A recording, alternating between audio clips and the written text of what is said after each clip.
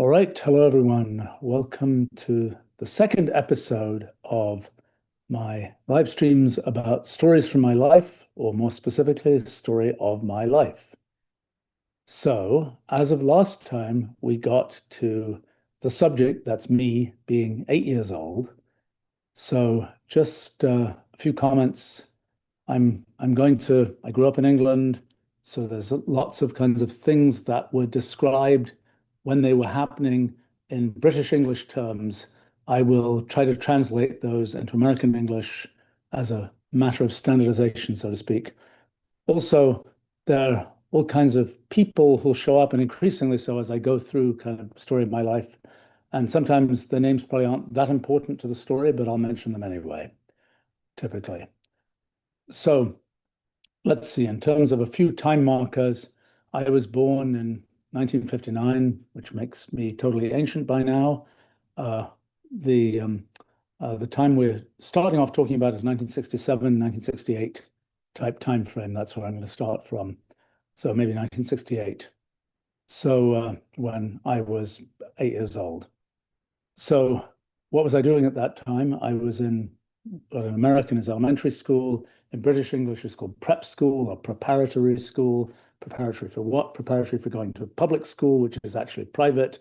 That's just the strange verbiage of British English. So anyway, I was at a prep school called the Dragon School in Oxford. Um, the My father was running textile import-export company in London and commuting into London every day. My mother was a philosophy professor in Oxford and commuting I don't know, I think she had to go across town, bicycle across town to give lectures. That was about the story. Um, the place where I was living was about 2 blocks from the school I was going to, so I just walked to school every morning. It being those days, I was just walking on my own there. I did start developing the habit of going to school super early when there was just nobody else there, and I kind of liked being there for an hour or so with just complete silence, nothing. It was I think that developed increasingly in the years that followed. That was a time in my life when I was getting up very early in the day. In later times in my life, I've been a get up very late in the day and go to sleep very late as well. But in those days, it was the other way around. So, and in in the kind of term time when it was school time, I was in Oxford. In the vacation time, I was at this place called Kidmore End, which is a little village about 45 minutes drive from Oxford. My parents had bought a house there back in 1962 or three. I think at that time it cost £4,000. So it's like $4,000. Well, it's not in those days. In those days, you could remember there's $2.8 to the pound because the exchange rates hadn't started floating yet. These days, £4,000 is about $4,000. But in any case, I think it was a rather pleasant spot in Kinmore End that was a kind of small bungalow type house that gradually got added on a couple of acres of land. And I think it had originally been built by some folks who were in the very popular business in the early 1960s of mink farming, but the mink farm had gone out of business, leaving sort of an acre of fairly developed land and an acre of sort of a field where you might keep minks or something else. Eventually, my parents bought me a little horse, which hung out in the second acre and at least managed to keep the grass eaten there. But anyway, it was a pleasant spot and kind of backed up onto what I guess in American what we call conservation land, a bunch of woods, beech woods, which I used to uh, go wander around quite a bit.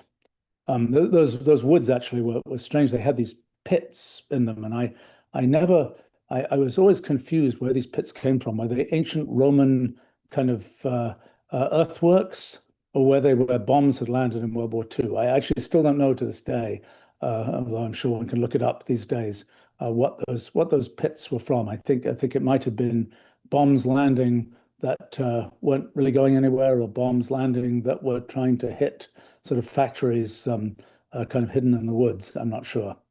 In any case, I uh, I took to lots of bicycling around the Kidmore End area, and I would venture out quite a long way. It's about 6 miles from a town called Reading, which is a reasonably substantial town, and I would quite often bicycle there.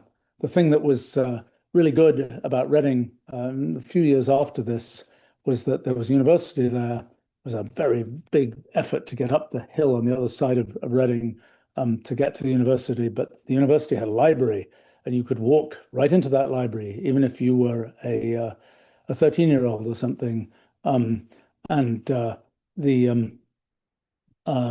the um, it and I was able to kind of sample physics journals and all those kinds of good things. I see a question here. I'm not. I'm gonna do questions mostly at the end here because otherwise it will get me off track. But the question was, what was the name of the horse? Actually, there were two different horses. There was a grey Welsh pony horse called Fiddle, and there was it was not named by me, not named. I think it had been pre-named when it arrived, so to speak. And there was a subsequent horse which was brown named Sunder.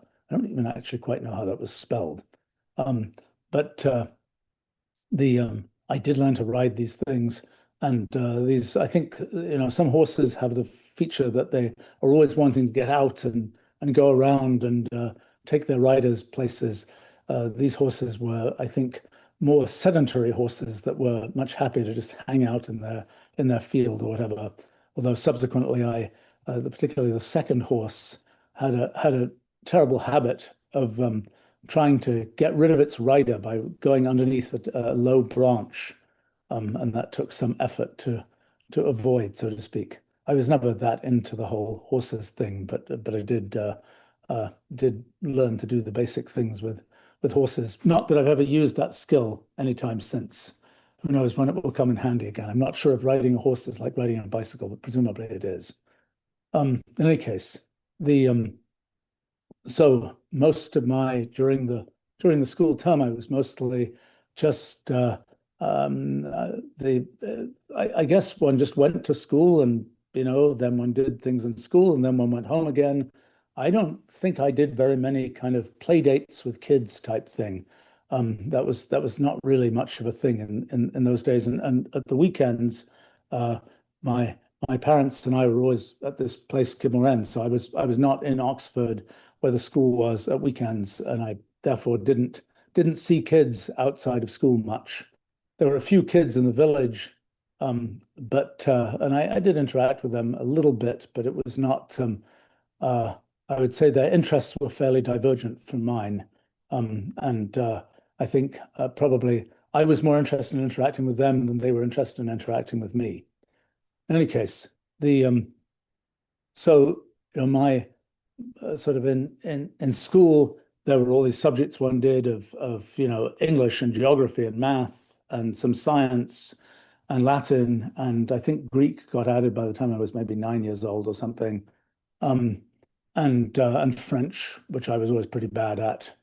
Uh, Another feature of the British school system was that sort of a funny thing that all kids, by the age of 8, all kids were referred to by their last names. So I was always just Wolfram, or somebody else was like Bowen, or whatever. And years later, I realized I actually barely know the first names of all these kids that I was in school with. That was a strange feature these days when in sort of American tech industry and so on, everybody's called by their first name.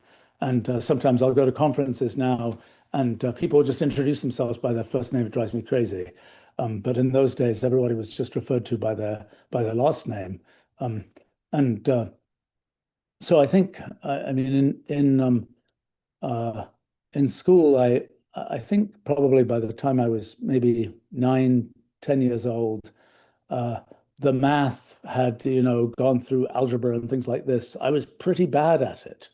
I mean, the way school was set up, there were always these streams of maybe 5 layers of different kids with different sort of achievement levels in different subjects, and I was always in the top form, as it was called, for all of these subjects. But still, I think in math, probably when I was 9 or 10 years old, I was pretty close to the bottom of the class. I was sort of the top of the class for most subjects, but not math. I found sort of basic algebra and so on super boring. I wasn't really good at it. I didn't really see the point. It was all kind of a a bad story.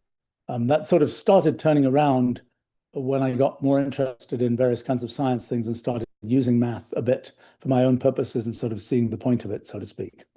I guess that so there was sort of the stuff being done in school, and then there was stuff that I was doing because I was interested in it, and that mostly had to do with space and spacecraft. And in those days, this is mid to late 1960s, space was kind of the big thing of the future. And I don't know, for some reason, I was particularly interested in these deep space spacecraft going to Mars and Venus and so on, and followed those in great detail and started kind of writing my own kind of summaries of how they worked and started kind of figuring out, well, if I was going to make a spacecraft myself, what would it be like? And what would that moon colony that was just around the corner, how would things be set up for that moon colony, which, according to what one heard, would be just around the corner? You know, it was funny because my exposure to science was mostly, I think, through books at that time. And there were all these things that would occasionally impinge on one's consciousness about sort of the science that was being talked about. I remember, well, at that time, there was sort of, there's going to be another ice age. I think the 1962 to 3 winter, at least in England, had been a very cold winter. I think somehow the runoff from that was the world's going to freeze. And that was kind of a common thing that was sort of one assumed when I was a kid was that, you know, another ice age might be coming. I guess another thing one assumed was that sort of World War III was inevitable. It was kind of the middle of the Cold War and so on. And while in the UK, there weren't the kinds of things that were in the US of sort of drills about, you know, what to do if there was a, you know, nuclear attack or something. It was nothing like that. But there was still sort of an ambient belief among the kids and others that, you know, the end of the world is close type thing. I think that was so. I have to say, you know, that one's main source of information was things like books. I remember actually I started subscribing to a magazine in 1968, I suppose, 1967 maybe, which was a magazine called New Scientist. And amusingly enough, I have maintained a subscription to that magazine all the time since then. It's a magazine that is entertaining to read. It's kind of a tabloid of science in some ways. I think sometimes the things you read there, the main thing you know is it's interesting to read. It's an interesting idea. If it was in New Scientist, it probably isn't going to happen that way. Actually, most amusing to me has been sometimes New Scientist has covered things that I've worked on myself, and there's been even some little thing on the cover about it, and I don't recognize that's anything to do with me. And you know, even when I've looked through the article, I don't really recognize that's anything to do with me until I've noticed my name because it's a sufficiently bizarre spin on things. But anyway, I started subscribing to that magazine in around 1968. I remember it always used to have a back page, which it actually still has, of kind of a science kind of a weird kind of humor-ish thing of science. And it took me a few episodes, a few issues to realize that that was kind of a spoof page and not a real page about different kinds of bizarre machines that people said they were building and so on. In any case, the another sort of source of input, I suppose, was television. I think that my parents first got a television in probably 1966 or so. I think I remember the first program I watched on television was a very unpromising thing called Bill and Ben the Flower Pot Men, which was some kind of stop motion animation thing, which was not of great interest to me, I have to say. But then subsequently, you know, there would be at 6 o'clock, there was the news. I don't know whether that's still the case in England, the 6 o'clock news on television. And it was always read in this very deadpan way. It was that by that time, it was the time of the Vietnam War. And every day there would be some, to me, absolutely incomprehensible and utterly deadpan description of sort of the goings on in the Vietnam War. Before the news every day, there would be a program. It's called the Magic Roundabouts, which was, again, I think a stop motion animation thing that featured a variety of characters. and I found it completely incomprehensible. What I discovered many, many years later is that that program was sort of a nominally for kids program, but really political commentary of the time went right past me. In any case, I suppose another thing on television at that time, this is a kind of a funny story. This must have been maybe 1969, 1970, maybe probably 1969. There had been this time on Saturdays around 5 o'clock or something that was kind of a prime spot for kind of children's programming on television. And remember, well, in England at that time, there were just three television channels, BBC One, BBC Two, and ITV, independent television. Two government channels, one private channel, so to speak. And so BBC One was sort of the top channel, and maybe 5 o'clock or so on Saturdays, there was sort of a top piece of children's television programming. And one week in this thing called the Radio Times, I think the equivalent of a TV guide in an American, there was, and that was the way you knew what was on television because it was just through this printed magazine. There was a thing listed called Star Trek. And there have been so many of these children's programs that have been things about, sort of horse competitions and things like this, that my immediate assumption was Star Trek was some kind of horse program. And so for at least many weeks, I didn't watch this program because I wasn't really interested in a horse show. I think some kid mentioned it or something that it's this space show. So then I started watching it. But of course, it was on black and white television, and at least one kid had told me at some point, "Oh, Spock is green," and it took me many years after that time before I discovered that Spock was not in fact green because I'd only seen it on black and white television. I have to say, in those days, particularly one of the things I found most interesting to watch on television during the day, but during the day, mostly these television channels sort of shut down because there wasn't much to show. They would occasionally show cricket, and there wasn't, you would see that there were very few people watching the cricket in person. I don't know how many were watching it on television. But the one thing that was really interesting to me, was that it was a time when color television was sort of coming to the UK, hadn't arrived yet, or maybe had arrived in a test form, and they were transmitting all these test patterns and sort of technical tests of television. And they were like, we're now going to test vertical polarization. We're now going to test horizontal polarization. We're now going to switch on this transmitter, that transmitter. I found that sort of the most interesting programming, at least during the day. Well, let's see. So another thing that kind of, as I say, I was interested in all this stuff with space and so on.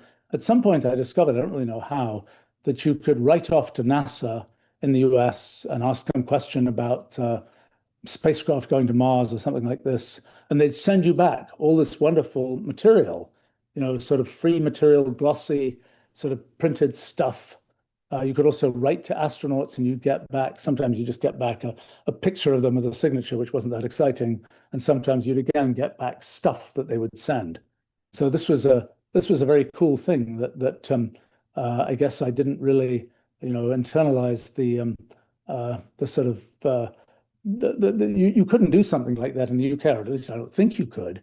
Maybe there just wasn't a space agency in the UK, and if there had been one, would be able to do that.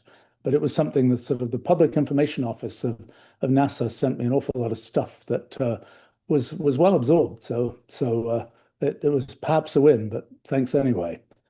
Then I think, well, gosh, what else? I mean, in those days, it was mostly just go to school, do one's prep, as it was called, homework, I guess, in American, and maybe watch a tiny bit of television. And then for me, it was go read books about space and things like this.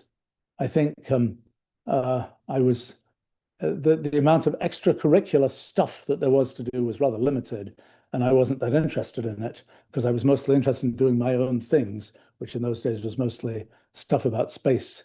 I was sort of ended up, taking the statutory kind of piano lessons. I think I was in this awkward position of having talent but not interest, which was frustrating for teachers, so to speak. and won a few little competitions and things, and then was like, I really don't want to do this. I really don't want to do this, which was unfortunate. It was one of these cases where it was probably too much. Oh, it's a thing to do. And if nobody had been telling me I should do it, I probably would have done it without, more energetically. In any case, I think um, let's see uh, in school again, it was pretty pure play. Do the subject one was doing. I remember in 1970, um, I was there were these. The school was putting on some play. I think it was a musical, but yeah, it was a musical. Because 1970 was the 100th anniversary of the British Education Act, of when uh, uh, uh, public in the American sense schools had come into existence in the UK, and somehow the Dragon School was involved in some celebration of that. I think uh, the my main discovery from that was that I was I had a very minor part, and even that didn't perform well, so to speak. I think it was a singing thing. It was a singing thing, and it was all about the siege of the town of Bath, as I remember correctly, if I remember correctly.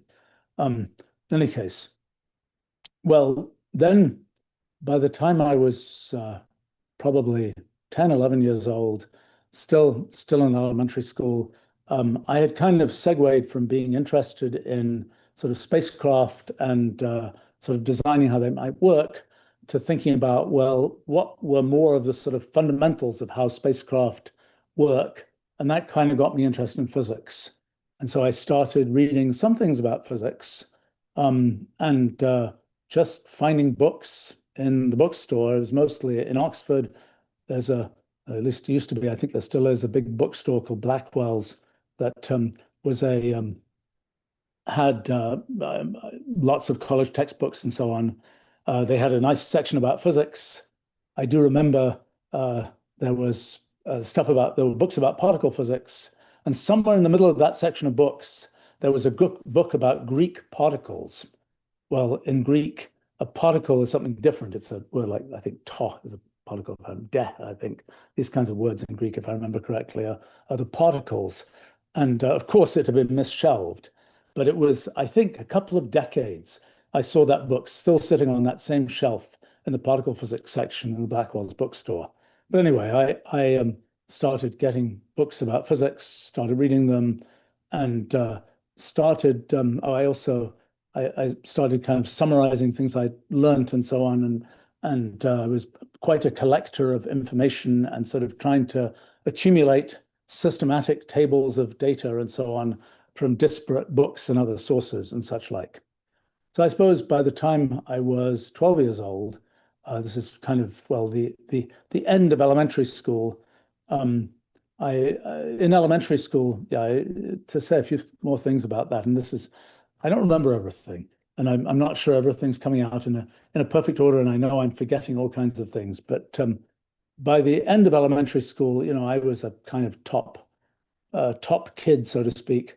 Although I had it was kind of the way the Dragon School worked. Every sort of class had a name. The sort of class of the oldest kids, the top class of the oldest kids was called Upper One. And so there was a group of maybe 20 kids who were in Upper One. We had our main teacher was a chap called Christopher Stewart Clark, who was a very good teacher, who actually, I guess in those days, sort of was teaching Latin and Greek, had also taught English. Um, and actually was interesting. I remember maybe when I was 12 years old or so, I remember one sort of school field trip to go to the Henley Regatta, a kind of a boating thing I really wasn't into, and I got terrible hay fever and so on. But anyway, Chris Stewart Clark sort of gave some kids a ride there. It was interesting because spent most of the ride kind of telling the story of his life. Well, I'd never really heard the story of any teacher's life. I'd never really known that sort of teachers were sort of people with stories and so on. And that was, for me, tremendously sort of meta educational. I think Chris Stewart Clark went on to later on became a teacher at Eton, And I noticed recently in some news account that when the royal princes needed some tutoring or something, that he was flown up to Scotland to do that. So I suppose he became a recognized top teacher, so to speak. I think he also wrote some novels and things, and I think he's still around. I saw him maybe 10 years ago or something now. In any case, uh, and then that group of the 12-year-olds in Upper One, it was an interesting crowd. In fact, I did a virtual reunion for that crowd a couple of years ago, so I even know what happened to essentially all of them. Um, and there was uh, it was when I was 12 years old, I was quite interested in what's going to happen to all these kids. And I tried to make some predictions about what would happen to all of them. And I think I wrote those predictions down, but I don't have them anywhere, which is a real shame. Um, but there was a kid who would sometimes did better in math than I did, named Jonathan Simon. He became a banker in New York City, and or fund manager, I suppose. And although I haven't seen him, we've exchanged email, but I haven't seen him since we were both 12 years old. And then there was I'd mentioned I had friends Ben Bowen and Hugh Series. They were both Ben Bowen was a they were both sort of science kids. Ben Bowen very much into fungi, subsequently went on to be a plant biologist. Hugh Series into various kinds of rather esoteric science knowledge. I remember uh, all sorts of sort of curious science facts learnt from him. I think then other other kids, oh, another kid in that class was Simon Tolkien, who was what one thing about kids in those days, maybe kids today, I don't know. I knew nothing about the backgrounds of these kids, and nobody ever talked about that. I wouldn't have known what did these kids' parents do for a living. I wouldn't have known anything about the sort of family histories and so on. It was all just there's this kid with this last name. Here they are. You hang out with them. You talk about whatever you talk about, but you didn't really know the backstory at all. So Simon Tolkien, actually, I did do a couple of sort of a few play date type things with, and I realized only very recently that well, Simon Tolkien was the grandson of the Tolkien who wrote Lord of the Rings and so on, and I realized that those play dates were at the grandfather's house, and there was this old guy, old white-haired guy, who was sort of hanging around when we were there, and I guess that was the grandfather. But I didn't know that was anybody famous. And at the time, I wouldn't, in England at the time, the whole sort of Tolkien, Lord of the Rings, Hobbit thing wasn't a particularly notable thing, but sort of a funny thing, funny sort of connection of history. In any case, what happened to some of the other kids in that class? I don't know, some finance folk and some uh, uh, one person ended up eventually being quite high civil servant, and some other kinds of oh, what else? Who else? Trying to remember, but uh, anyway, another person who's become a uh, medical technology entrepreneur, etc.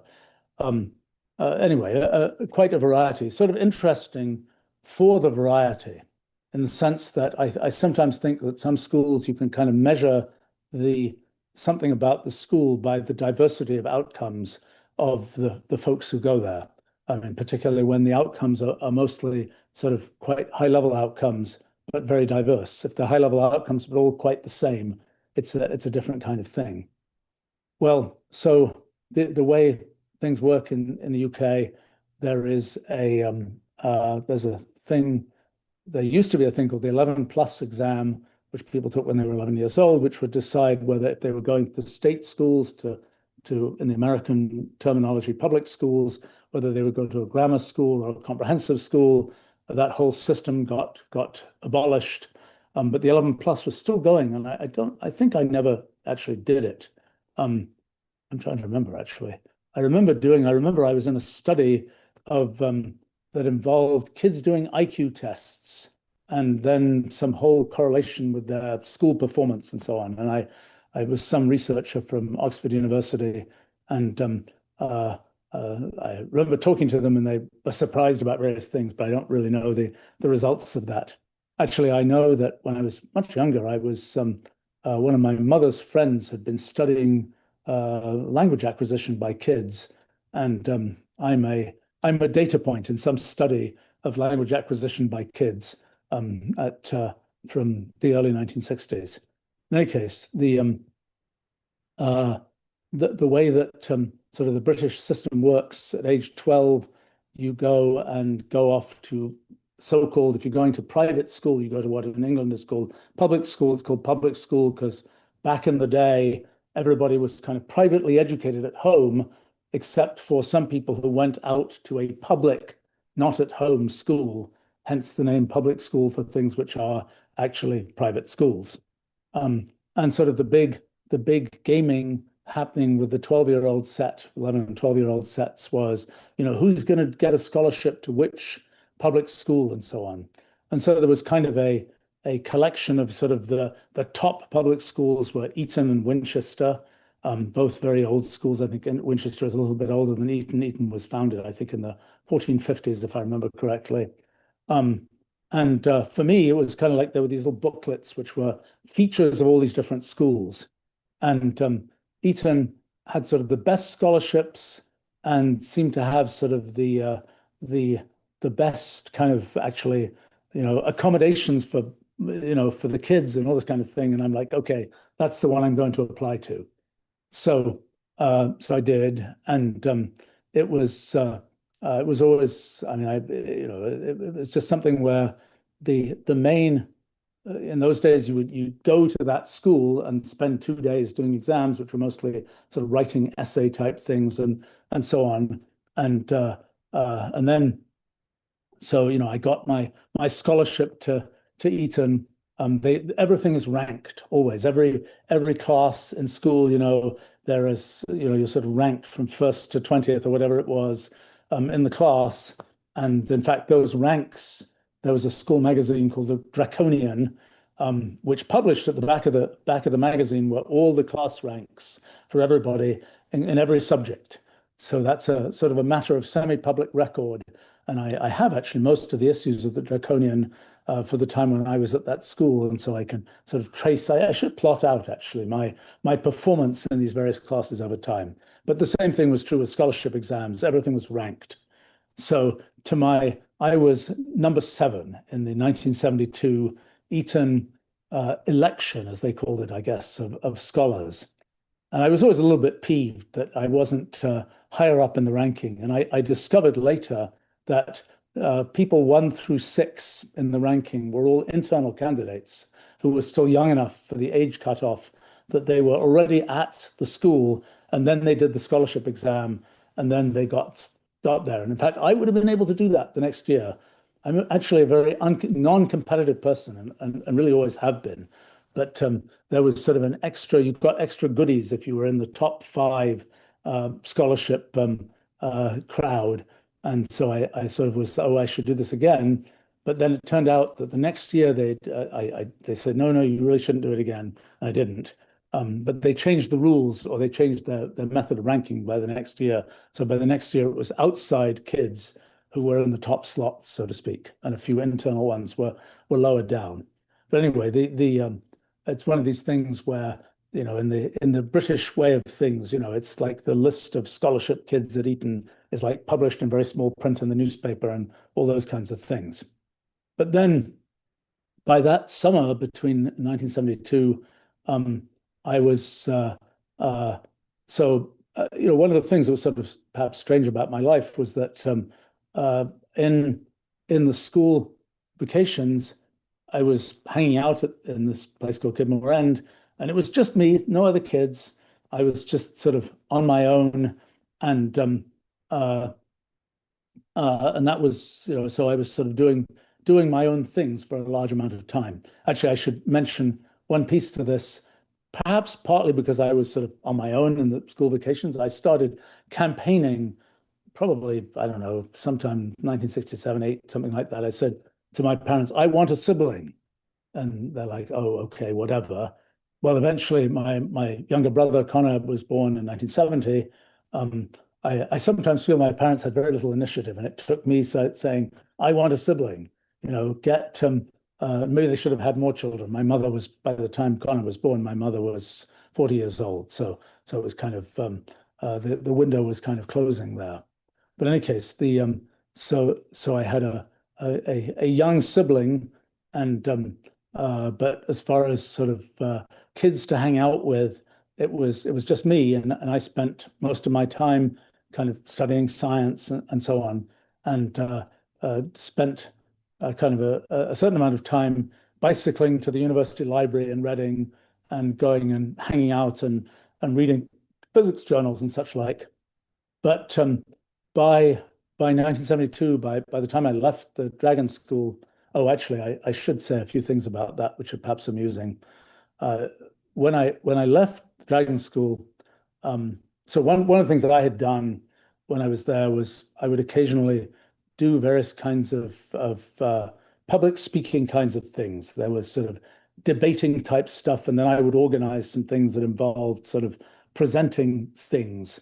There was my last ever sort of acting moment was the sort of leaving class when um, uh, after the scholarship exams were done and sort of people didn't have much to do in a sense, put on a play, which was the Murder in the Cathedral play, which I was the star character of the murdered archbishop type thing.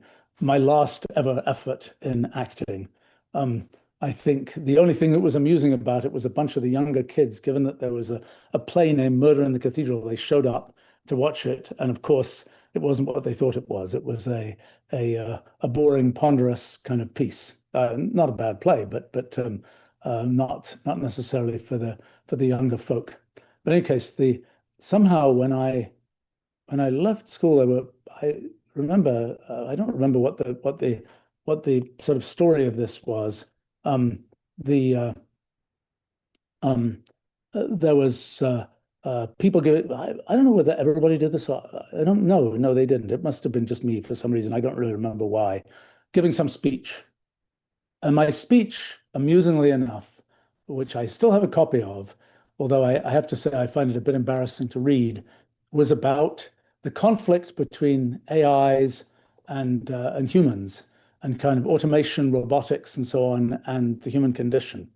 And I have to say, at that time, I was very much on the sort of unconvinced by the AIs type thing, and this is kind of a humans for humans type thing. I don't think I'd really thought it through very well, but I find it sort of interesting that I was in those days, and remember this is 1972, I suppose.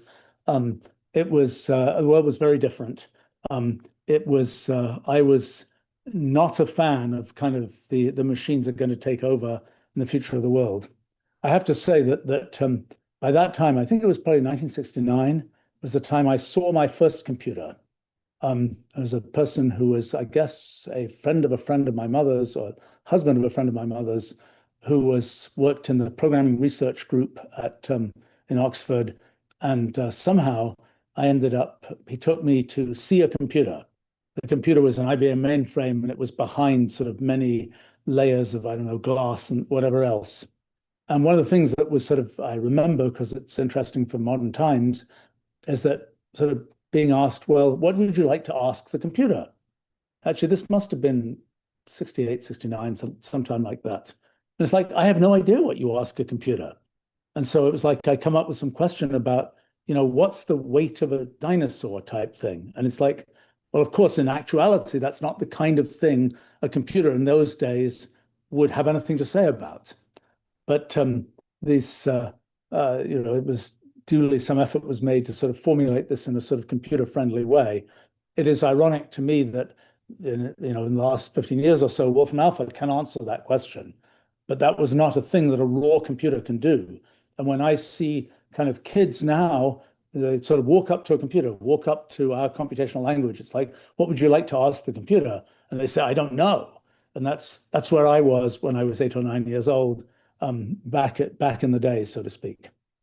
So then, yeah, when I was, I guess by the time I left the Dragon School, I guess I was sort of a top performing kid in many in a bunch of categories, and so I still have all these sort of prize books that I got, particularly from for English writing kinds of things. I seem to win a bunch of prizes for that.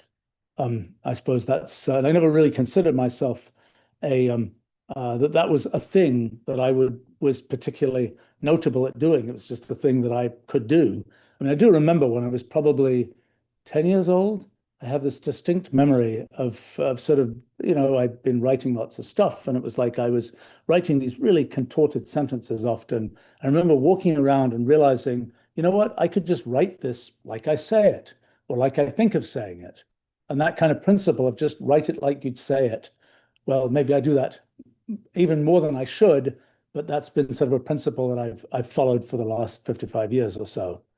Um, I have to say that I remember uh, one teacher writing in some essay when I was probably 11 or something, saying, "Oh, this is really good. You could make a living just writing," which I completely ignored, couldn't, had no, it was like, whatever, writing is just a thing you do. In any case, needless to say, I never have made a living writing and probably couldn't, but it was an interesting piece of input, so to speak. So when I left Dragon School, I kind of somehow, as my sort of ceremonial uh, thing, I got a bunch of books. And in particular, I got a series of books, which were a physics course, the Berkeley physics course, college physics course, 5 volumes of it. And I duly, in those days, I would always write my name in every book I got and write the date when I got it. So I know that I got those books in June of 1972. Well, what was the significance of that? One of the things that I did in that summer was I read those books. And I there was one about mechanics, one about electrodynamics, one about waves, one about quantum mechanics, and one about statistical mechanics.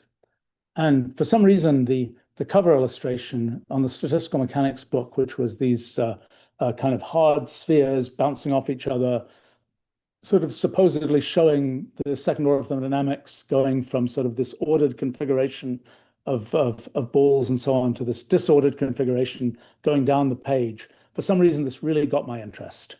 And I think in retrospect, what I realize is that book claimed that there were fundamental laws of physics that you could just derive. The other books all said you should know Maxwell's equations or relativity or whatever else. It's just a thing that comes from the outside that you just have to know. Whereas the book about statistical mechanics was more, these are the fundamental laws, but we can derive these fundamental laws. I didn't realize for probably half a century after that that's why I found that interesting, but I think that's why I found that interesting. That summer, I spent the summer kind of putting together what I called Concise Directory of Physics, which was about, I don't know what it was, maybe 150 pages of kind of information about physics, of data and a bunch of diagrams that I would draw rather meticulously. And that sort of summarizing physics. Some of it is quite decent, and it's ironic to me that many years later, that data that I'd collected there from various disparate sources when we built Wolfram Alpha, I thought I better go back and I'm going to type in some of that data that I had from 1972 and see whether we now get it right, and usually matched up, although some things had been measured only very imprecisely back in 1972 and were then became very precise. I have to say, 1972 was I sort of was waking up in physics, so to speak. I remember another thing in my sort of write off to places and get free stuff. Another thing I discovered was that you could write to CERN and you could get the review of particle properties or the particle data booklet. It's this little booklet, and I carried it around with me for years. Little tiny booklet that lists properties of elementary particles. And these particles sort of became my personal friends rather quickly. And I kind of would know, the mass of the kaon was 493 MeV or whatever. The lifetime of the pi zero was 10 to the minus 16 seconds or whatever. And I kind of, I got to know all these elementary particles. The book also had a few sort of summaries of quite succinct summaries of different kinds of mathematical methods in physics and so on. I think the that was a for me that was always when I was kind of stuck somewhere and I'd like, what am I going to do? I'd take out my pocket my particle properties book and I would read through it. I have to say another source of education at that time I forgot was there was this thing called the Open University in England, which I'm sure still exists, which was a television delivered uh, um, sort of college courses. And that was something that was on during the day, was one of the few things on during the day other than cricket and test patterns. But I guess by that time, there weren't test patterns anymore because color television was in. But the Open University was a thing you could watch, and they had these programs. And I watched a bunch of kind of fancy math programs. I think the first time I found out what an isomorphism was watching, Open University television thing probably when I was, I don't know, 10, 11 years old, something like that. It was very educational. Another one of these, thanks to the world for that existing. I don't know how many 11-year-olds or whatever were watching that, but at least one was, and I got quite a bit out of it. Particularly somehow the math things. I don't know about other stuff there. But in any case, so then in my sort of this so I was concise directory of physics was my 12-year-old summer activity. Then I show up at Eton. There's a boarding school, and there was the way it's organized. Uh, Sort of the original from whatever 1450 or something was the college there, and that was a thing where in those days the king Henry the oh my gosh, embarrassing sixth maybe. That's so embarrassing. I don't remember who the founder was, but in any case, the was had put up this endowment for the scholars of Eton, and it was always supposed to be 70 kids. I think it had been 70 kids since the school was founded. So at any given time, they only accepted more kids, and into the coming into the school when other ones left. So in any case, there was this sort of part of the school that was called college, or and the kids who were hanging out there were called King's Scholars, KSs. And then there was the rest of the school, which consisted of maybe 20 something kind of houses that were probably a comparable size, maybe to college, that were the so-called oppidans from op oppidus. Is it first declension? I don't remember. The Latin word for town. They were the townies, so to speak. But they were also part of the school. But so there was the sort of the college crowd and the rest of the crowd, altogether about 1,200 kids, but 70 in this sort of college thing. The college crowd was an interesting crowd and has been for a long time. I mean, the college crowd has generated many British prime ministers, many well-known writers. Um, George Orwell is a notable one that I remember. People of recent prime ministers, two of them, David Cameron and Boris Johnson, were both Eton, King's Scholar folk. I didn't know either of them because I think I would have known Boris Johnson if I'd stayed in school sort of for my full time, but I left a couple of years early. But in any case, so a curious and distinguished sort of history of the scholars of Eton, so to speak. There was this row of pictures going back, I suppose probably to the 1800s or something, of photographs, and for some reason, as a I don't know why, but I was always I want to avoid being in these pictures, so I did mostly avoid it.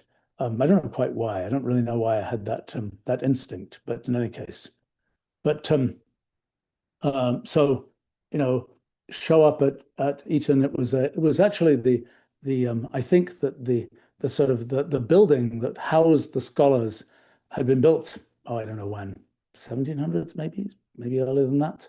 I'm not sure. Um, and I think it had been a very hopelessly uncivilized place until sometime in the 60s when it was all renovated and was quite lovely by the time I was there. And everybody had their own little room that was very nicely organized. I'm sure in modern times, the fact that there were stone walls to the building will have made, no doubt makes Wi-Fi and so on very difficult. But in those days, that wasn't really an issue.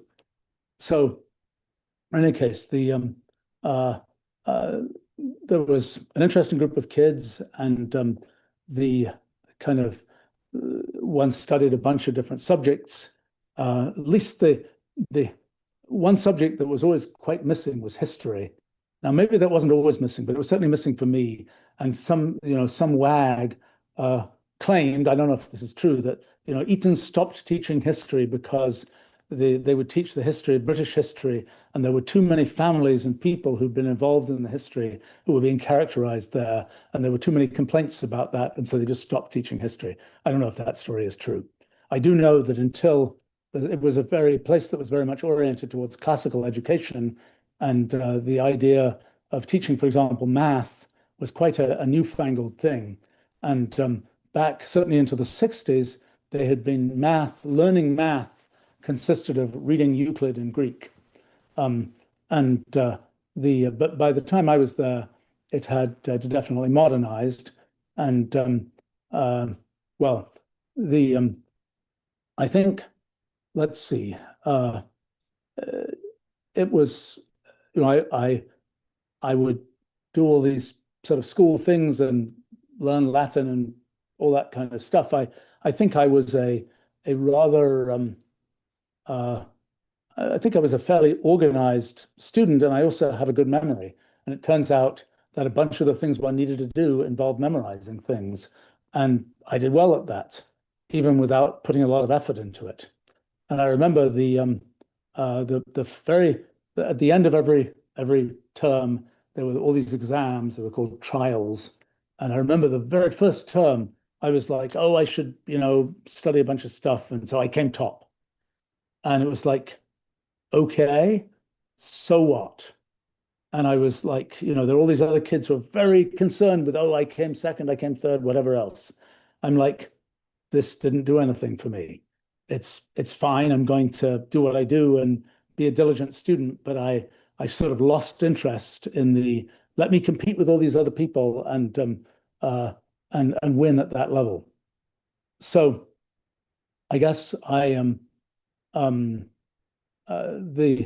the teachers were mostly quite good, and I think and some of them were quite notable. I remember in math. Um, well, I sort of did ordinary classes for the first year or two I was there of math, and then I kind of diverged from that.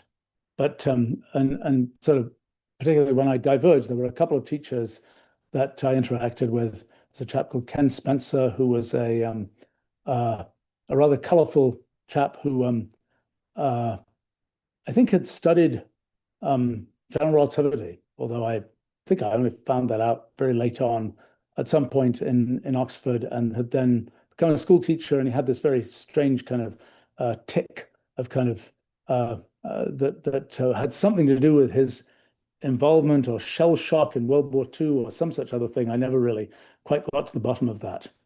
And there was another chap named Norman Routledge, who was again a very colorful character with who was very uh, I would say flamboyant kind of character who would um, tend to, when he was sort of off duty, would be seen, wearing a leather jacket and riding his motorcycle and so on.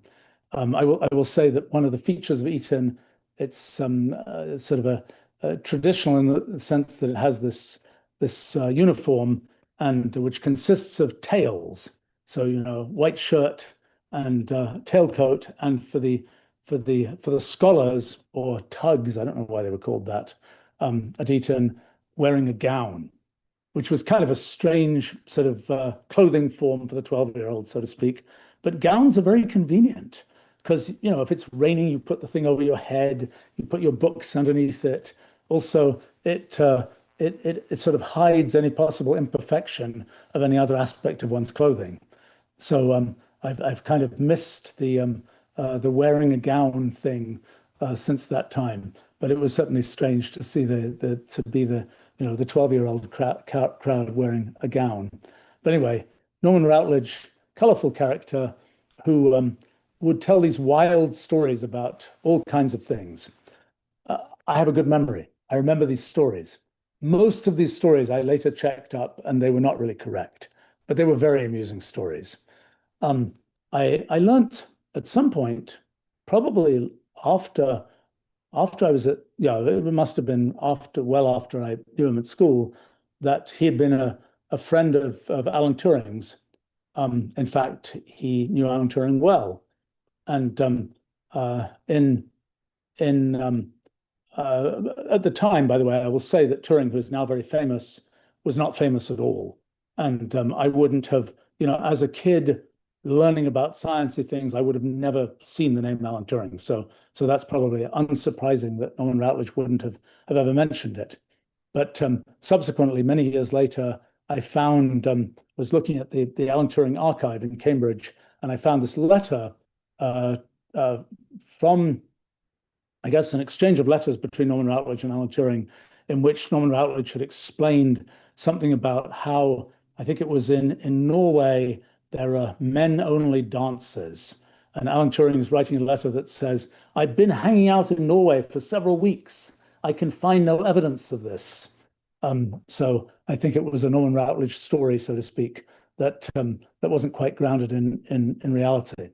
But I talked to Norman Routledge several times long after I was at school, asked him many, many questions about Alan Turing. That's a quite separate thing. And in fact, years later, through another teacher of mine from Eton named George Rutter, who had gotten a book from Norman Routledge when Norman Routledge died, that Norman Routledge had got from Alan Turing, and George Rutter gave that to me, and I actually wrote something back in 2018 or 2019 about trying to track down the pieces of paper that I found when flipping through that book. In any case, that diverts from our story here. So, in any case, 12-year-old, 13-year-old, I guess I was 13 by the time I showed up at Eton, given that my birthday is in August. And that meant I never had a birthday party with other kids because my birthday was always during the school holidays, one of those hard luck things from my life, so to speak. Well, in any case, I think it had been predicted. Let's see. So I had said I'm going to get from age 8 to adult in this session. I don't think I'm going to make it there, but let me continue with my early teenage life and times. So I guess in by after the first year I was in Eton, I was getting somewhat sophisticated in physics kinds of things, and in the next kind of summer vacation, I wrote this thing called Physics of Subatomic Particles, which was a quite extensive kind of sort of exposition of particle physics. And actually, I put it on the web. Nobody had seen it. I mean, nobody saw these things I was writing. I just had them for myself. I didn't sort of expose them to other people. And it was 30 years or more before Physics of Subatomic Particles, or this concise directory of physics, saw the light of day when I posted these things on the web.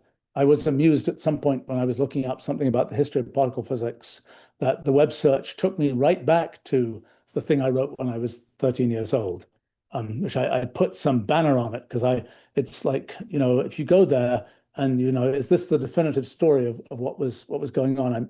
I'm not sure the 13-year-old me could necessarily attest that it was, that I could now attest that it was the definitive story. But actually, reading it recently, it's actually not bad, a decent intuitive understanding of quantum field theory, among other things.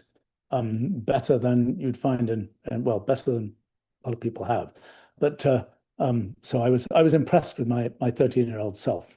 But that was what I spent that time doing. I really had not interacted with the teachers in school or the other kids in school about any of this stuff. There was one teacher named Richard Palmer, who had been, who was probably not the most impressive physics teacher, but happened to have a particle physics PhD. And so I tried to interact with him a bit. It didn't work out that spectacularly. But and then another teacher, George Rutter, who I'm still in touch with, who was a physics teacher who I did interact more with. Somehow I started making little videos about physics because in those days Eton was a well-equipped place, and it had a video camera and it had a VCR, a video tape recorder. And unfortunately, I think all those videos were erased. It would be lovely if one of them survived, because it would be just fun to see the 13-year-old me trying to explain some random physics thing to a camera. It is a little bit ironic how the world doesn't really change, or one doesn't change. I said before that there's a certain things don't change in people, and here I am sitting looking at a camera, talking about stuff, and I guess I was doing that when I was 13 years old as well. So funny thing that. Um, in any case, then I don't quite remember the order of things that happened at that time, but uh, in school there were these various societies. Like there was a scientific society that you could go to sort of in the evening, and they would have lectures of various kinds. And the scientific society must have been a year or two after I arrived there. Was kind of, I thought it was a very stuffy outfit. It had been around for 100 years, and it had a whole elaborate, election of officers type thing. And I'm like, look, I can just make my own one of these. So I launched this thing called the Physics Society. And I guess one of the other things that was part of sort of the Eton's stuff they had was a printing press. So they had kind of what I guess in American is called letterpress, where you would take, there would be these um, uh, sort of racks of lead type, individual letters of lead type, and you would kind of set this type in a frame, and then you would tie it all up with string and so on, and then you could put it in this thing where you would put ink on the type, and then print something on paper. And so I did that for the advertisements for my physics society, big bold letters, and then I would get other kids to go and put them up in different places around the school.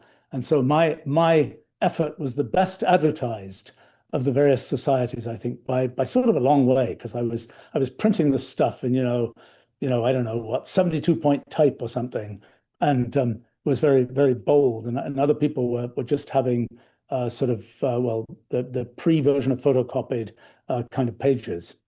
So I had some success with that effort. And in fact, I guess this must have been a couple of years later, ended up meeting a number of sort of grown-up physicists, so to speak, through that mechanism, because I invited them to my physics society thing. Um, well, another sort of notable. So again, I suppose this is nothing changes type story, because I'm not somebody who's ever really had a job working for another organization. I've always tried to build my own, and that was an example of that. Actually, we also yeah. So another sort of big thing that sort of arrived at that time was the school had a computer. They had bought, I think, an Elliott 903C computer about the size of a desk. I found actually recently sort of the purchase documents for that computer. I think it cost £200,000, maybe. It was not a cheap object. But they had got it. Norman Routledge, I think, had been much involved in the getting of that computer. He had done a bunch of things with computers. He worked at the National Physical Laboratory and so on with computers. But anyway, the school had a computer, and the was a in this little place above a bicycle repair operation. But it was a kind of one of these properly sort of conditioned rooms and so on. And there was this computer. It was programmed with paper tape, and you type out your program on a teleprinter, and it would make the paper tape, 8-hole paper tape. And then the computer itself had an optical tape reader, so you'd put the tape in a sort of with a spool of paper tape, and then it would fly through the paper tape reader, the optical paper tape reader, into a big wooden bin. And then when you were finished, when you wanted to rerun the program, you'd have to take this tape and wind it back up again so that you could reload it into the computer. And the computer had a bunch of flip switches that allowed you to kind of, if you wanted to, you could put in a program in machine code from those switches. But traditionally, the machine had 8192 words of memory, each in a very British way had the very clever 18-bit words, which I'm not sure was so clever, but it was at least unusual. But the computer, mostly its initial instructions, its bootloader was at location 8181. And so you would put the switches to 8181 and press go, more or less, and that would start the computer running. And then it would start if it had instructions which caused the tape reader to start reading, it would do that. As I recall, the instructions, there were 16 instructions in the instruction set. I think instruction 15 was the IO instruction, if I remember correctly, that would cause the tape reader to start doing its thing. In any case, I started writing programs for that computer, and there were a few other kids who were interested in that. I could, let's see, I mean, there was some, well, maybe I should, yeah, I could describe that. I could also describe the crowd of kids who were sort of my contemporaries as the scholar kids at Eton were an interesting bunch. I would say that some fraction went on to do very interesting things. Some fraction, unfortunately, went quite off the rails. But one of the kids, Clovis Meathbaker, a friend of mine, who went on into the army, the foreign service, officially the foreign service. I think he was outed at some point in the 90s as claimed to be, British spy type thing, and posted to all sorts of exotic places. Wound up later being the head of intelligence at GCHQ, the British analog of the NSA. He was, when he was a kid, he was always very interested in history. I think in later years, I would always make the claim that he decided he was going to make some history rather than just study it. But I actually, for some reason, a few years ago, I found something that I had borrowed from him ages ago. I don't know what it was, a bunch of notes which were about military history. So that's how these things unfold. And then there was lots of people. It was I'm trying to remember all the various characters.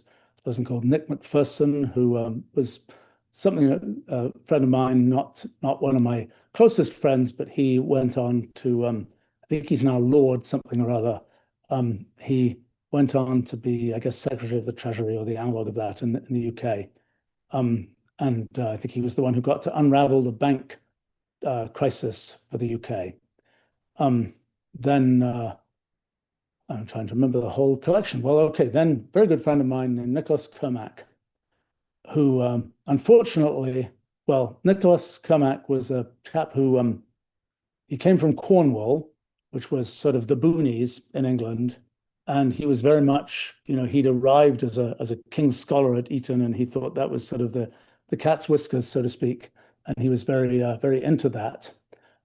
He sort of had the life goal of being a politician, and he wanted to be prime minister one day.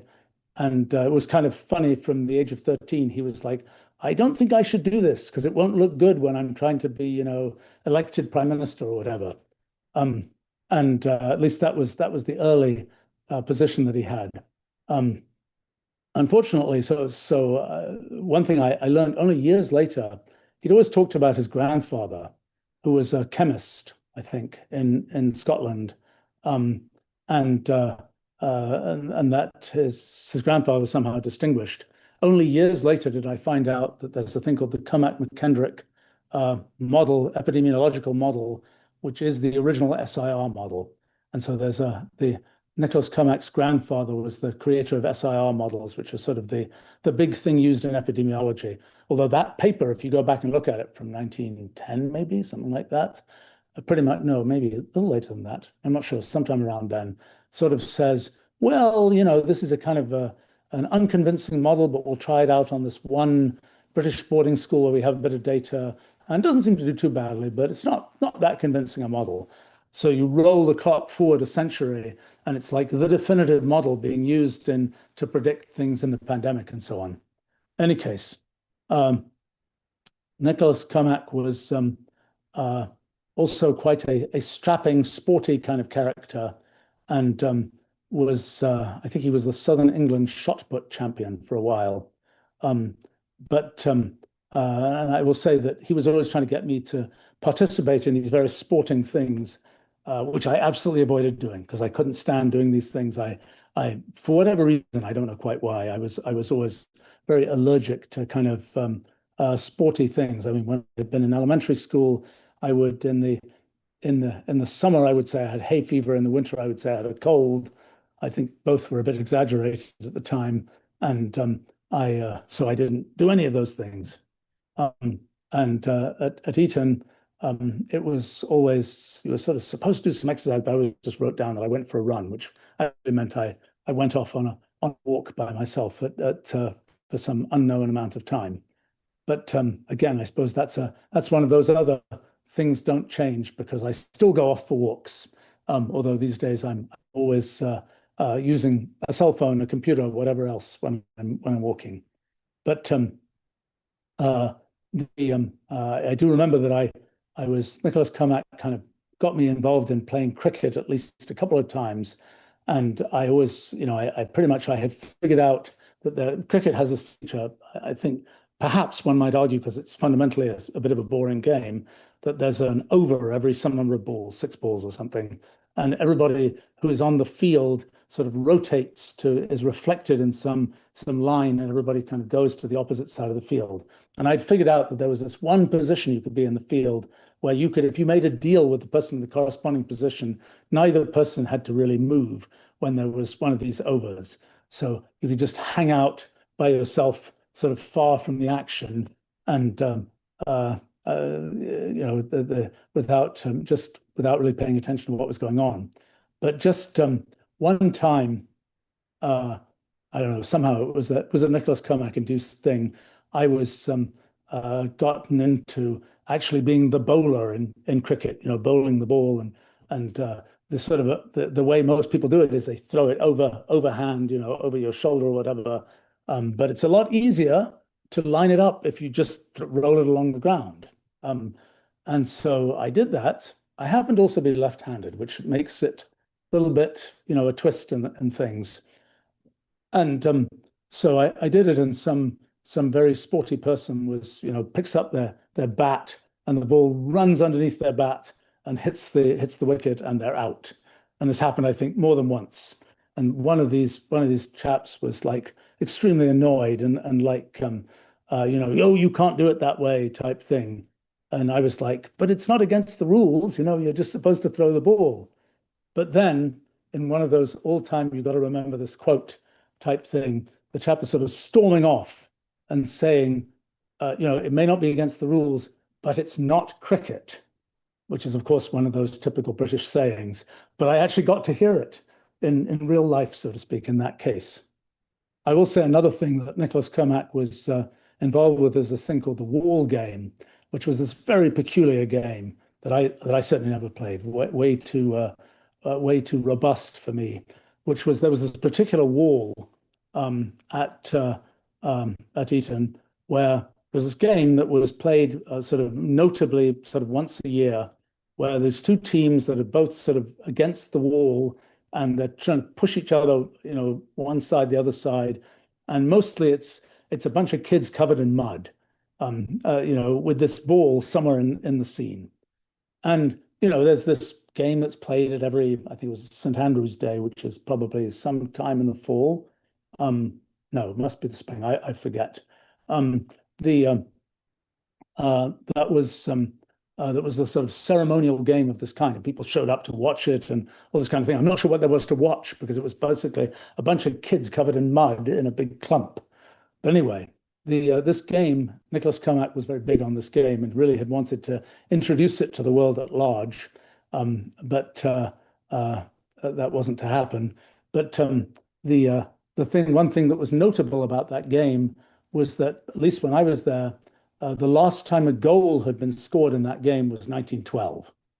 So it was played every year, but nobody actually won it, or at least they didn't score a goal since 1912. And actually, there was sort of a celebration on this St. Andrew's Day, which I should remember when it was, but uh, in the scholars, it was always the game was always the scholars against the oppidans, and sort of an unfair game because there were only 70 scholars and they were all kind of nerds, versus except for Nicholas Kermack, who was a big strapping chap, but and a few others, I suppose, were like that. But against the thousand other kids, selection from the thousand other kids. In any case, the in that sort of celebration, um, in the evening of that day, there was this kind of big sort of the one thing about sort of the college at Eton was they had this very lovely dining hall with lots of great oil paintings and so on, pretty good food actually, and uh, the college silver would come out from time to time. I have to say, with the food, something I could admit to after all these years. It's there were certain kinds of foods that I just found uneatable. I mean, even conceptually uneatable. And so I would, at that time, I would always explain that I have an allergy to this or that thing. Well, in those days, allergies were not really a common thing. That wasn't something people knew about. And so being able to say, oh, I have an allergy to this thing, I can't eat this particular thing, was a very good excuse. And it worked remarkably well. And there was never wait a minute, how can you prove that you have an allergy to this? There was no, measure the immunoglobulin levels and things. That was far in the future. But in any case, the evening of St. Andrew's Day every year, there was a celebration in College Hall, as it was called, and passing around something, I don't know, some probably alcoholic thing, although I've never in my life, I've not developed a taste for alcohol ever, and I wouldn't, I don't think, have had it then, but who knows? I certainly didn't have it then because I know I dislike the taste, and that would be a memorable thing. In any case, so but as this was passed around, there was kind of this thing said in Piam Memoriam JKS. Still remember after all these years, who was JKS? He was the guy who scored that goal in the Wall game in 1912. What happened to him? Well, like so many other people from that class, he went off into World War I and was killed. And that was true for a large fraction of the Eton class of that time. I mean, it was sort of a notable feature in both my elementary school and in the elementary school. I remember there was this big sort of war memorial to people from that school who died in World War One. I think it was that stratum of society had just gone off into the war, and it was a very dismal war where an awful lot of people, who went off to the front line, so to speak, got killed. In any case, I always thought that was kind of a sort of a reflecting history type thing.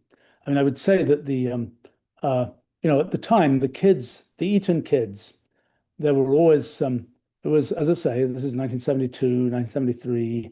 It was Cold War time. It was whatever, and there were definitely kids who were like, oh yes, the communists will come soon, and then particularly the aristocrats will all get lined up and shot type thing. And this was kind of the expected kind of future path of what would happen. It was kind of anyway. Uh, Unfortunately, so many adventures with Nicholas Kermack. I suppose another one I might mention from later was somehow he had organized architectural tours of Eton for American tourists. There was a thing about Eton, it's very close to Heathrow Airport. It's you see it's under the approach for runway 28 left at Heathrow Airport. And so back in the day, you'd see all these planes coming over.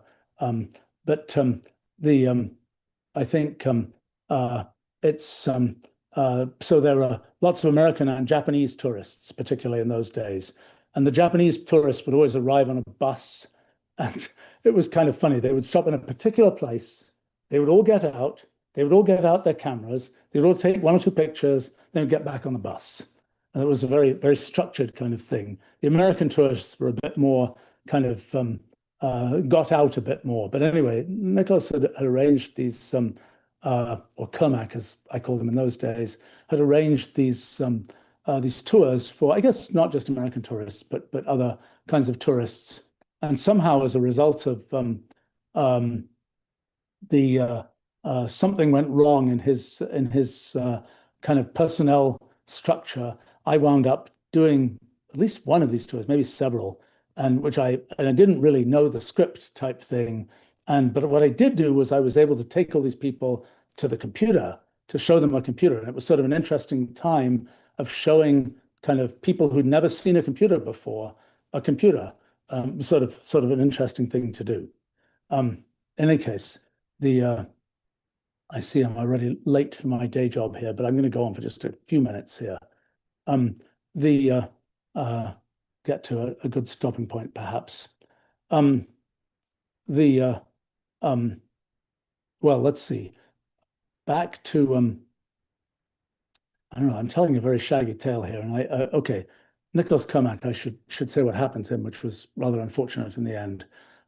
He, I'd left school earlier than he did. He eventually went to Oxford, and unfortunately, he died very young, the age of 20 or so. It was sort of uh, a the moral of it is don't take painkilling drugs when you're leading the good life and drinking lots of alcohol, and not reading the directions properly. As a very unfortunate thing. But in any case, I'm sure if he had survived longer, he would have wound up with his kind of early dream of becoming prime minister, and the world might be a different place. Um, I, I wonder what his what how he would have sort of come down on some of the things that have been issues in more recent years. Well, okay, so we got to about the 13-year-old me, and kind of the hobby is doing science. The day work is being a fairly diligent student, learning Latin and Greek and these kinds of things, and doing. I suppose one of the things yes, this is a thing that there was, as I mentioned before, and is religious education was a compulsory thing in the UK, as you know, government religion and so on. And so there was what was called divinity was kind of one of the things, but it really was more, I would say, sort of philosophy, ethics type stuff. And somehow one of the things I kept on doing particularly well at was kind of writing the essays for these things. And there was this notion of the notion of sent up for good, which was oh, you did really well. Write out your thing, your piece of work on kind of parchment paper, and it'll get stuck in the college library, and it'll be there for hundreds of years. And so I recently got a bunch of my early writings, particularly from these kind of these so-called divinity writings about various kinds of things. They're okay. I would write them differently today. Um, I think let's see. I mean, so one of the things that was sort of notable at the time was I was starting to write programs for this computer, and I wrote. Well, I wrote my one and only computer game, which was a game in which on the teleprinter it would print out two letters, and you had to press one button if the letters were in alphabetical order, and another button if they were opposite to alphabetical order. And there was I guess I organized, or at least co-organized, but I think I probably organized every year this kind of computer exhibition on some open day. And so a lot of people played this game, and the only thing that was interesting to me, one of the things that was interesting to me, if you speed up giving people these letters, there comes a point where they get more than 50% wrong, and where they actually do it the opposite way around. I think so I was writing those kinds of things. I tried really hard to write a program that would reproduce the molecules bouncing around that I saw on the cover of this book about statistical physics. And I ended up writing a program. I called it SPART or SPART. I guess the convention at the time was that every program would have the first initial of the person who wrote the program, and then the name of the program. And when there were well, I don't know, was it quite the first initial actually, because I remember that Norman Routledge had written a program. His initials were NAR, and in sort of the teacher world of Eton, people would, teachers would get referred to by their initials a bunch. So he had written this thing called NAR Lab, which was a thing for basically printing out ticker tape, kind of printing out on the paper tape, having that spell word, so to speak, in the whole pattern on the paper tape. And he called that NAR Lab. And so somehow I don't know, the programs I wrote were S something or other. Although I don't know why they weren't W something or other. Good question. But in any case, I wrote this one called SPART, that was supposedly for simulating these particles. What I realized many years later is that in trying to write that program, I tried to simplify the dynamics of these particles down to the point where they were just discrete particles on this discrete grid and so on. And I basically created a two-dimensional cellular automaton, but I didn't know that at that time at all. And as it was, I tried running this thing. I just couldn't get it to work. I couldn't get it to show the kind of randomization that was seen on the cover of that book. Many years later, I find out that what was on the cover of that book was kind of a fake. And it actually had involved sort of random numbers for deciding what would happen when the balls hit each other and so on. But in any case, back in those days, I was a bit frustrated that didn't work. I ended up writing a bunch of other programs. I think one of the fanciest programs I wrote was one that was a paper tape reader. So when the paper tape would go through the optical reader, it would go through and what if it was wrong? Well, I think the manufacturer of the computer had made a loader, paper tape reader program that would do a parity check on each of the rows on the paper tape. So there are 8 rows, and it would just take the sum mod 2 of all the ones and zeros from the holes on that row of the tape. And so it would get to the end and it would say, blip, you're out of luck. There was some error in reading this tape. So that was really frustrating. So I thought, well, much better if you could, read some of the tape and then just, if something went wrong, detect that quickly and maybe be able to pull the tape back, have it stop reading the tape and then pull the tape back in the tape reader and have it reread that. And by the way, the sort of tape for programs were just sort of scratch programs with paper tape, but there was also Mylar tape when used for programs that were supposed to have a bit more longevity. And the frustrating thing about Mylar is that it picks up static electricity. So these little confetti holes that have been punched out of the tape by the tape punch would end up filling up holes in the Mylar tape and producing 1-bit errors. So anyway, so I wrote this paper tape loader, and I guess I kind of invented for myself the idea of error correcting codes. And I had these kind of blocks of data on the tape, and it would detect. It had some ability to correct errors, and then it would also be able to line itself back up, because when you pulled it back in the tape reader, it didn't know how far you pulled it back. There was no guarantee that it would be in a particular distance, and so it kind of it had this feature that you could do that. I thought that was really cool. I guess somehow that program made it to the manufacturer of that computer, and years later, I saw that computer at some exhibit, and I think it was running my paper tape loader, but I'm not sure. But in any case, one of the features of that is it means any tapes that I have from that time were encoded with my paper tape reader loader, which means that they're even more unreadable than they would be otherwise. But in any case, I suppose this kind of gets me to the threshold of when I was starting to do sort of, I don't know, semi-professional physics or something, which was when I was kind of 14 years old. And sort of a bunch of things were happening in particle physics, which I was aware of and started really deciding, okay, I can do research too, but maybe that's a story for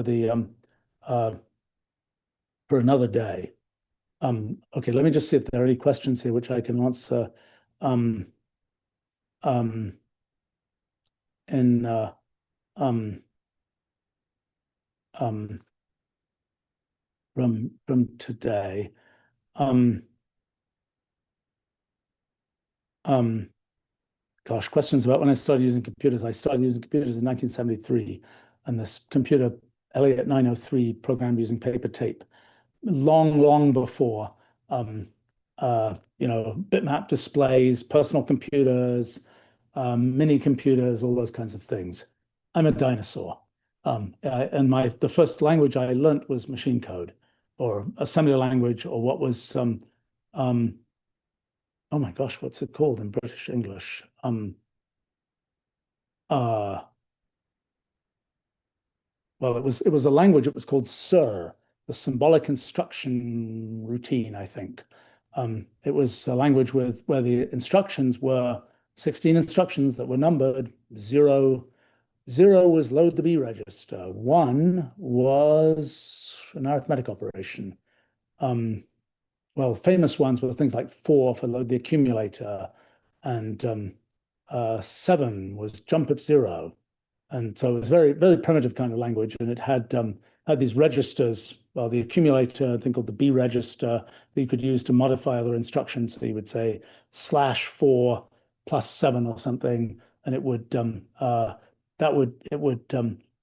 the contents of the B register to the operand of that instruction. So very, very low level stuff. Um, it was there was sort of a thing called Simpol, which was a simplified version of Algol, I think, although I never used it. And I think there was also a simplified version of Fortran on that computer. Um, the um, so that was um, and I guess yeah, I mean, this is very bare bones computing. The one thing that computer had, so the computer had core memory. So when you say in core, for that computer, you could take the front panel off and actually it was all covered up, but there was core memory, little ferrite, little pieces of, little rings of ferrite that were storing the zeros and ones. There were 8192 words of 18-bit memory there. It was quite fast. It was a few microsecond cycle time. Um, it also had an interesting feature that I've never seen really since, which has it had a tone generator. So I don't know exactly what the tone generator was tied to. I never quite figured that out. But as it was running, you would hear it. If it was in a tight loop, you would hear it go brrr in that tight loop. And you could also, with a bit of effort, you could have it play a tune by running different kinds of instructions. And it was a pretty good indicator of what your program was doing. I mean, sometimes I've thought actually in the early 90s, I thought maybe we should add that to Wolfram language as a kind of an audio version of what's your program doing. Forget progress monitoring, just have the thing, sing to you, so to speak. I think it might be super annoying. We had for a long time a startup sound, which people didn't like. Let's see. Another question here. Were there any Russian double agents at Eton? I don't know. It was pretty British in those days. I mean, there were some folks from, the Commonwealth, so to speak, but it was an a modest number of, um, uh, I mean, there were a tiny number of Americans, um, and it was really, I think the scholarship crowd. I think you had to have been born in England to be, or in Britain, to be eligible for one of those scholarships. I think it had been the case until shortly before I was there in a very purebred attempt that I think your parents had to have been born in England as well, which I wouldn't have qualified for. But by the time I was there, it's just you had to have been born in England. I'm sure that's no longer true. Um, but uh, then, so I think in um, it was one thing to say about the Eton crowd was it did tend to be, there were lots of people who'd been, families where their kids had been going to Eton for six generations or something, and some of those families were aristocracy families. There was always this rather charming convention that, it was so and so, like it was if it was Smith, there would be, first of all, if there were multiple Smith brothers, it would be Smith MA for Smith Major and Smith MI for Smith Minor, Latinized, so to speak, the older Smith, the younger Smith. And then if it was the Honorable, which meant, I guess, the son of a lord, I guess. I should know my British peerage better, but I don't. It was always Mr. So-and-so, like a friend of mine was Mr. Astor, who I guess came from the famous Astor family, which was, I guess, had American origins. Of course, one didn't know all that stuff when one was. I didn't know that. Maybe other people did, but I was totally ignorant of all of these pieces of history. And how would I have found them out? I mean, I would have had to go find some library book and this and that and the other. It wasn't like I could just type it into a search engine and look up, Philip Astor on the web and find out, oh, his parent was this, and they had this castle, and et cetera, et cetera, et cetera. I did know he had a castle, but I don't know if he still has the castle. I think the castle was causing quite a lot of trouble at the time when I knew him, so the castle may not be there anymore. But in any case, it was always rather charming that there were, the Mister themed people were the kind of the aristocracy crowd, and I think there were also, there were a few, particularly from the sort of Commonwealth and a little bit beyond. There were a few kind of you know descendants of the monarchy of various kinds of countries um, who I didn't necessarily know who they were, but I think so. There was in there was there were definitely multiple populations at Eton. There was the scholarship kids who were, I would say, mostly kind of middle class professionally type backgrounds, I would say. And then there were the with a tiny number of outside that band.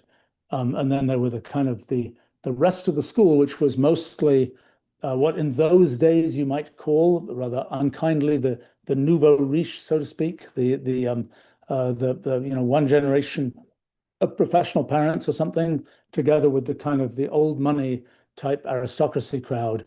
I would say that people there was definitely a feeling that among the there was definitely a certain I wouldn't say discrimination against, but it was certainly among the scholarship crowd. It was there was a certain look down one's nose at some of the sort of the aristocracy crowd, although not very much, I would say, not very much. I mean, that was um, for the college crowd. The rest of the school was like, oh, those guys are what was called SWATs, which I guess would be translated. What the heck is the translation into American of SWAT?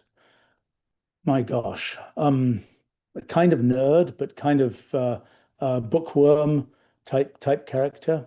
And I think, I mean, there are so many terms from British, the sort of British school kid words.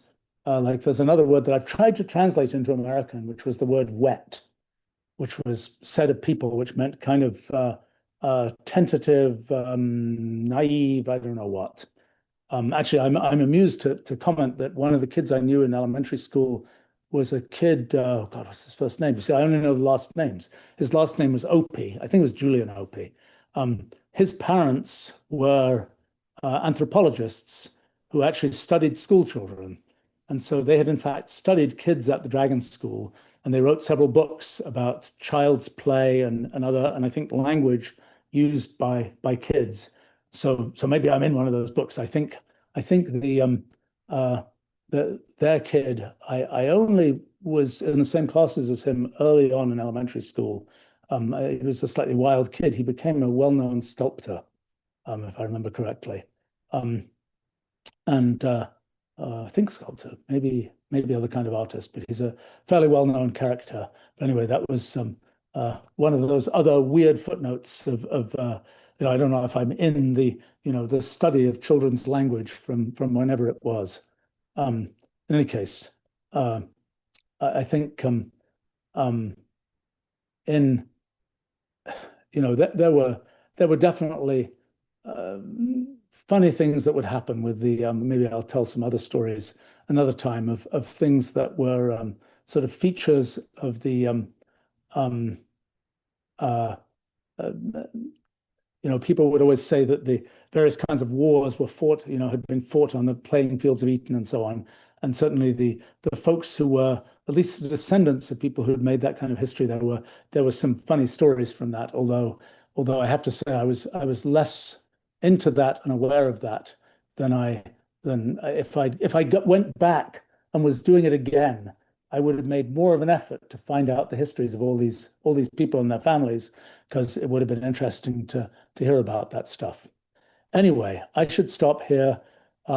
This is going uh, this is going slower than I had expected. I thought I was going to be fully adult by the end of this session, but I'm still 14 years old. Well, I wish I was still 14 years old, but uh, anyway, we'll next time onward to the later teenage years, and hopefully I'll make it to college and even make it to graduate school next time. But thanks for thanks for listening, and look forward to continuing, I guess, probably on Friday, I think. Talk to you then. Bye.